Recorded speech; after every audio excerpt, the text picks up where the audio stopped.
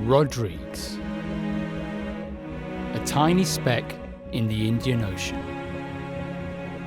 an island paradise with a violent past.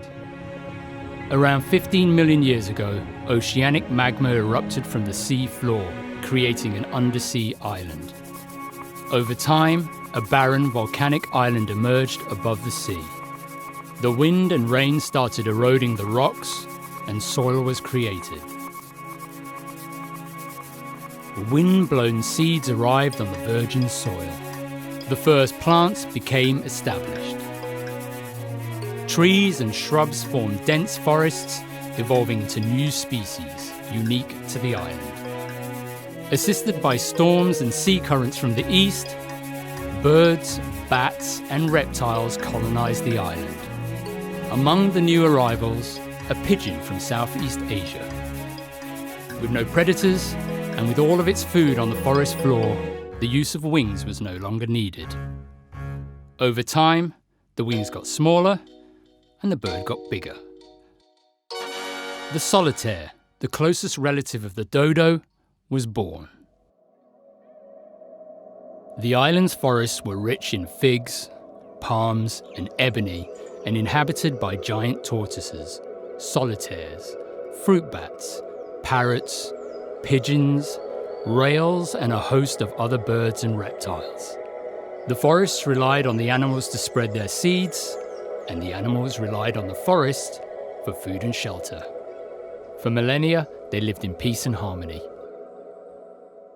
With the arrival of ships, however, this was to change drastically.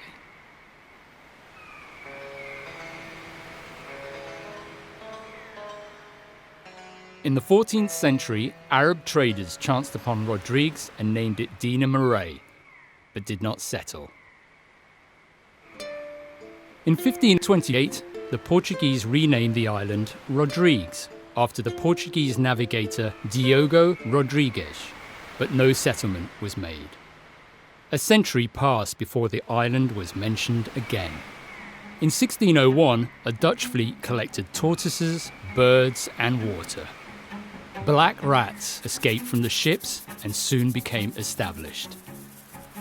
Again, the island was forgotten.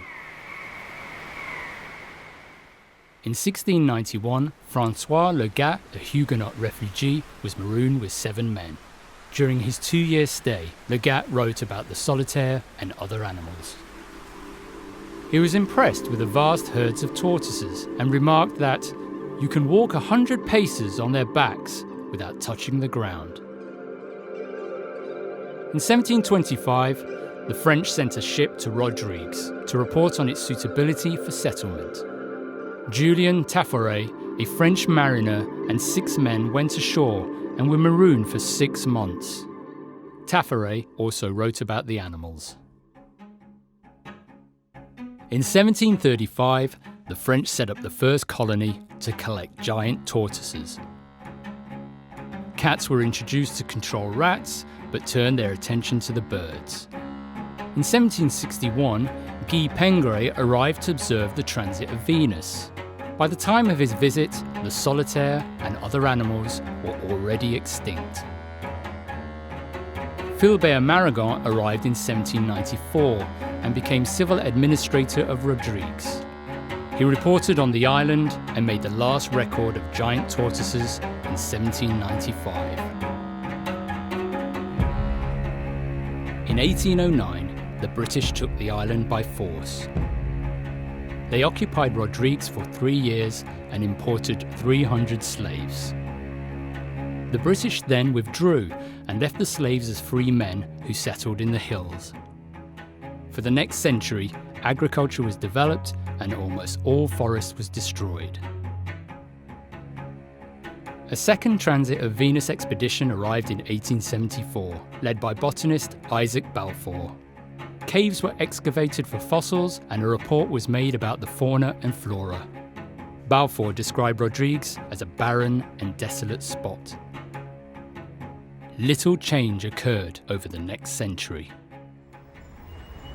Villages expanded and the first large town, Port Maturin, was developed. In 1968, Mauritius and its dependency Rodrigues gained self-rule from Britain. Rodrigues got autonomy from Mauritius in 2002. The arrival of humans marked the end for much of the native biodiversity, which had evolved for millions of years in isolation. In 1735, a tortoise collecting run was set up to supply fresh meat to the colonies on Mauritius and Réunion. Over the next 4 decades, more than 280,000 tortoises were killed. Pigs and deer were introduced as food. Because of rats, most birds and reptiles were now only breeding on the offshore islets. By the end of the 18th century, almost all of Rodrigues' native animals were extinct. By 1918, rats had colonized all offshore islets. The last native geckos were taken the year before. Slash and burn farming continued for the next 60 years to provide land for livestock and agriculture. Remarkably, some species managed to survive. The Rodrigues warbler, fody, and fruit bat hung on in tiny remnant patches of forest. Gerald Durrell at the Jersey Wildlife Preservation Trust led the first conservation efforts to save the bat and birds. It may be too late for the solitaire, pigeons, parrots, and giant tortoises, but it doesn't have to be too late for the remaining animals and plants. Since the 1980s, many of the extinction processes have been reversed through conservation programs at Grande Montagne, Anse-Quitor, and François-Legat Tortoise and Cave Reserve. More than 270,000 native trees and shrubs, many of which were close to extinction, have been planted to reforest the barren slopes. In 2007, captive-bred Aldabra and Madagascar tortoises from La Vanille Nature Park were introduced to François-Legat as replacements for the original species. The tortoises are natural gardeners, and so the forests are flourishing.